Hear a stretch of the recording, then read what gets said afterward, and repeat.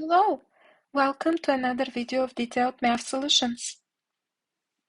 In this video I'm going to show two methods to derive the formula for trinomial square a minus b minus c in parentheses squared.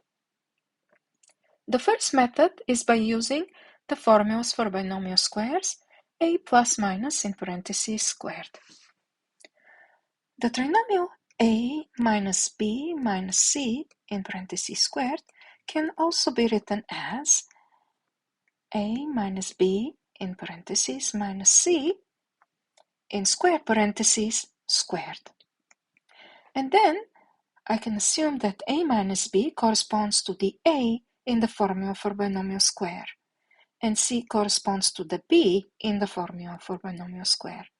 This way, when I apply the formula, I get a minus b in parentheses squared minus 2 times a minus b multiplied by c plus c squared. Next, I can also apply the formula for binomial square for a minus b in parentheses squared, and when I do that, this equals to a squared minus 2ab plus b squared. And then I need to open parentheses, and when I do that, I get minus 2ac plus 2bc, and then what's left is plus c squared. In other words, I found that a minus b minus c squared equals to a squared plus b squared plus c squared minus 2ab minus 2ac plus 2bc.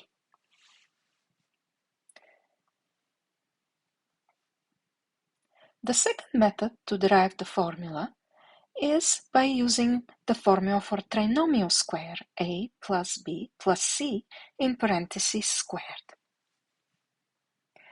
The trinomial a minus b minus c squared can be written as a plus minus b plus minus c. This way, I can assume that the first term a corresponds to the a in the formula for trinomial square, and negative b corresponds to the b in the formula for trinomial square, and negative c corresponds to the c in the formula for trinomial square. And when I apply the formula, this equals to a squared plus negative b squared plus negative c squared plus, I'm just going to write the remaining terms underneath, 2 times a multiplied by negative b plus 2 times a multiplied by negative c plus 2 times negative b multiplied by negative c.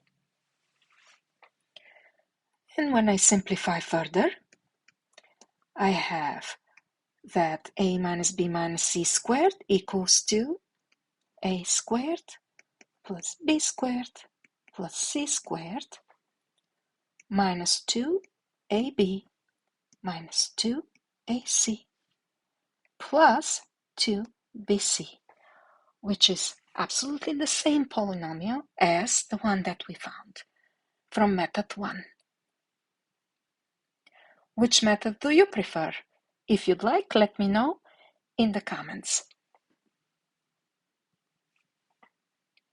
Thank you for watching and learning.